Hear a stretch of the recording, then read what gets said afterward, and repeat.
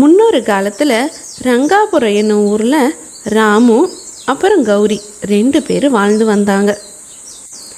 அவங்களுக்கு கல்யாணம் ஆகி ரொம்ப நாளாக குழந்தை இல்லை. என்னம்மா, கல்யாணம் ஆகி பல வருஷம் ஆச்சு, ஒரு புழு பூச்சி கூட வயிற்றுல இல்லை, என்னோட பையன் வாழ்க்கையே கெடுக்க வந்திருக்க நீ அப்படின்னு கௌரியோட மாமியார் திட்டுனாங்க. இது ஒரு புறம் இருக்க, ஏண்டா கல்யாணம் ஆகி ரொம்ப நாளாச்சு, ஒரு விசேஷங்கான, எதுக்கு தான் நீ எல்லாம் இருக்கிறியோ தெரில. இப்படி போகிற பக்கம்லாம் கௌரியையும் ராமுவையும் குழந்தை இல்லாததை சொல்லி அசிங்கப்படுத்திக்கிட்டே இருந்தாங்க. ஏங்க, நீங்கள் வேற கல்யாணம் பண்ணிக்குங்க, என்னால் உங்களுக்கு பிரச்சனை. அச்சோ, இத்தனை நாளாக எல்லாரும் கௌரிக்கு தான் பிரச்சனைன்னு நினச்சிக்கிட்டு இருக்காங்க. ஆனால் எனக்கு மட்டும்தான் தெரியும் பிரச்சனை அவளுக்கு இல்லை எனக்குன்னு. நான் உயிரோடு இருந்தால் கௌரியை யாரும் கல்யாணம் பண்ண மாட்டாங்க அப்படின்னு சொல்லிட்டு ஒரு நாள் ராமு இறந்தும் போயிட்டான்.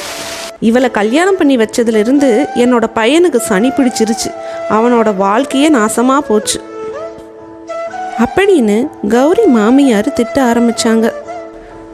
தன்னால தான் தன்னோட கணவன் இறந்து போயிட்டான்னு கௌரி மனதளவில் ரொம்ப காயப்பட்டு இருக்கா.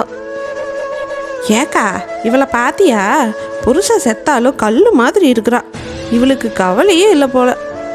இப்படி போகிற பக்கம் எல்லாம் இந்த மக்கள் பேச அவளும் ஒரு நாள் கிணத்துல விழுந்து செத்து போயிட்டான். இப்படியே பல நாட்கள் போக ஆரம்பித்தது. ஏங்க, ஒரு சம்பளத்தில் வீட்டு செலவு பண்ணுறது ரொம்ப கஷ்டமாக இருக்குது, நானும் வேலைக்கு போகட்டுமா? நீ சொல்கிறதெல்லாம் சரிதான், ஆனால் குழந்தைய யாருப்பா பார்த்துக்குவா? அதுதான் அத்தை இருக்காங்கல்ல, அவங்களுக்கும் வயசாகுது, குழந்தைய பார்த்துக்கிட்டு வீட்டில் இருக்க சொல்லுங்க, நான் வேலைக்கு போகிறேன். நான் அம்மாக்கிட்ட சொல்லி பார்க்குறேன், நீ சொல்கிறதும் சரிதான் போல். எப்படியோ 2 பேரும் வேலைக்கு போக ஆரம்பித்தாங்க. குழந்தைய அவங்க அம்மா பார்த்துக்கிட்டாங்க.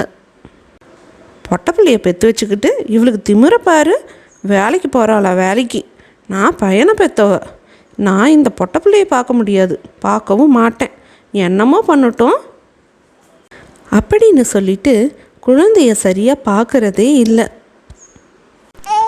ஒரு நாள் குழந்தை அழ ஆரம்பிச்சுது, அதுவும் ரொம்ப வேகமாக அழுதுட்டு இருந்துச்சு. கிழவியோ பக்கத்து வீட்டுக்காரிக்கிட்ட பழமை பேசிகிட்டு இருந்தாங்க. ஏ பெரியம்மா, உன்னோட பேத்தி அலறா, போய் பாரு. அதுக்கு வேலை இல்லை, சும்மைக்கு அழுதுகிட்டே இருக்கு, என்னோட மருமவளுக்கு பையனை பெற்று வைக்கல, வேலைக்கு போகிறாளா வேலைக்கு, அழட்டும், நல்லா அழட்டும், அப்போத்தான் வேலைக்கு போக மாட்டான். குழந்தை ரொம்ப அழகும் அந்த இடத்துல செத்து போன கௌரி பேயா வந்தா. கிழவி, குழந்தை இல்லாதவங்களுக்கு தான் தெரியும் கஷ்டம், குழந்தையில என்ன ஆண் குழந்தை பெண் குழந்தை, வா முதல்ல இங்க. இந்த காலத்தில் குழந்தை பெற்றுக்கிறதே கஷ்டம், நீ ஆண் குழந்தை பெற்றா நாங்களும் ஆண் குழந்தை பெற்றுக்கணுமா? ஒழுங்கா இந்த குழந்தைய பார்த்துக்கோ, இல்லைன்னா உன்னை சும்மா விட மாட்டேன். ஐயோ, என்னை ஒன்றும் பண்ணாதடிமா, என்னோட பேத்தியை நல்லா பார்த்துக்கிறேன், இனிமேல் என்னோட மருமகளையும் ஆம்பளை பிள்ளை பெற்றுக்கொடுன்னு நான் கேட்கவே மாட்டேன், என்னைய விட்டுடுமா அப்படின்னு கிழவி சொல்ல கௌரி பேய் அங்கேருந்து கிளம்பி போயிடுச்சு.